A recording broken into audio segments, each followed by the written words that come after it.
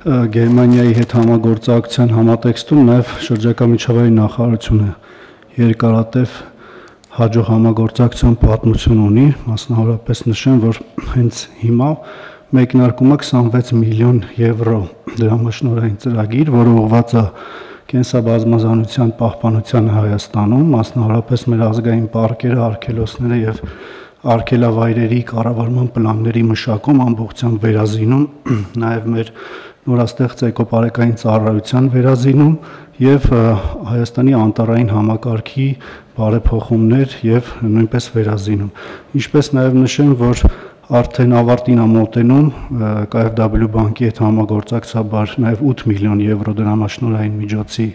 ծրագիրը, որը հիմնականում ուղղված էր Սյունիքում գործող պահպանվող տարածքների եւ հարակից համայնքների զարգացմանը, վել մասնավորապես մի շարք գյուղերում, օրինակ Ներքին Հանդ, Շիկահող գյուղերում փոխվել են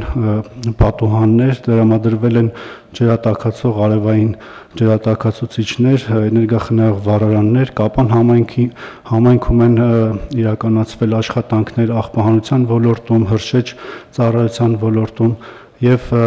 որպես այդ 8 միլիոնանոց եվրո դրամաշնորհի շարունակություն արդեն այս 26 միլիոն եվրո դրամաշնորհն է,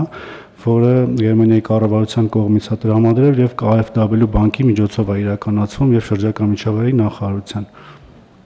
Ինչպես նաեւ նշեմ, որ Եվրոպական միությունը Սևանա լճի համար ծրագրի շրջանակներում նաեւ Գերմանիայի կառավարության համաֆինանսավորումը կար, այդ ծրագիրն էլ արդեն ավարտին է մոտենում, որի շնորհիվ մենք կարողացել ենք Սևանա լճում իրականացնել բազմաթիվ ծրագրեր ուղղված լճի էկոհամակարգի պահպանությանը եւ